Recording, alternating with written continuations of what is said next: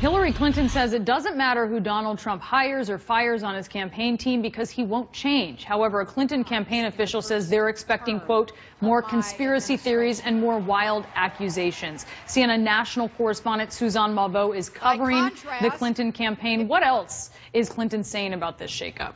Well, Brianna, she is downplaying the shakeup, first of all, because she's citing a quote from the famous poet Maya Angelou saying that of Trump, when someone shows you who they are, believe them. This is her strategy from campaign aides to continue to emphasize that voters, no matter who he hires or who he fires, there is no new Donald Trump, and that man is unfit to be president. At the same time, what is happening today is Clinton is now facing a new controversy over her role at the Clinton Foundation.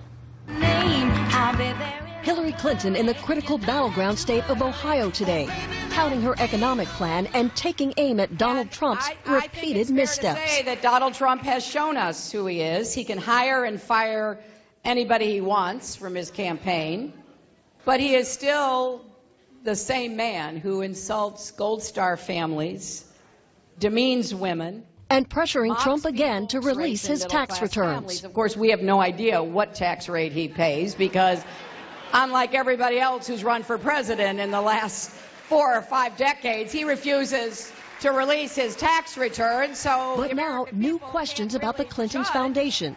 Whether Hillary Clinton used her influence as Secretary of State, along with her husband Bill Clinton, to help a big donor who supported both their political campaigns as well as their foundation get a coveted land deal with the State Department.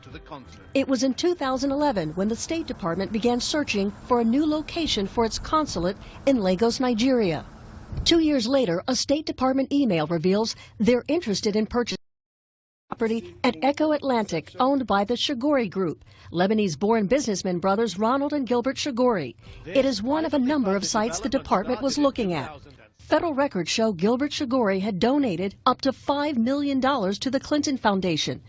It was in the mid-90s when President Bill Clinton rewarded Shagori, a big Democratic donor, with a White House dinner and meetings with high-ranking officials. Later, Bill Clinton visited the Echo Atlantic site twice, including just 1 month after Hillary Clinton stepped down as Secretary of State.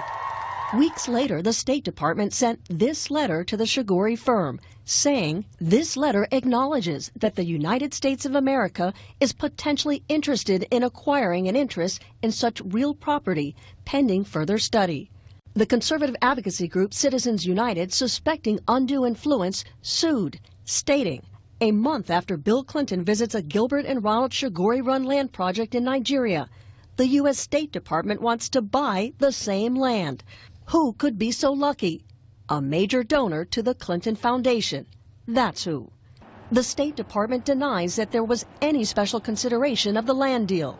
The Echo Atlantic site was identified, as I said, by an independent international real estate firm in 2012. The land deal never went through, but an editorial in the Boston Globe Tuesday calls on Hillary Clinton to shut down the foundation if she becomes president, saying the inherent conflict of interest was obvious when Hillary Clinton became Secretary of State in 2009. If the Clinton Foundation continues to cash checks from foreign governments and other individuals seeking to ingratiate themselves with a President Hillary Clinton, it would be unacceptable. Hillary Clinton campaign spokesman Brian Fallon responded today saying that Citizens United is a right-wing group that's been attacking the Clintons since the 1990s. Once again, trying to make something out of nothing, that the draft letter was written after Hillary Clinton had already left the State Department, and it never led to any deal. Now, CNN has also reached out to the Shagori Group for comment, Brianna, and so far we have not gotten a response. It's interesting, that reaction from the campaign. I mean, motivation aside from whoever is pursuing this, it doesn't mean then that it's not a valid line of inquiry. It certainly doesn't mean that it's not a valid line of inquiry. In fact, it is a valid line of inquiry, and this is not the first time that we've actually taken a look at the Shagori Group and those brothers to see what kind of connections they have to the Clintons and what kind of influence. Suzanne, thanks so much for that report.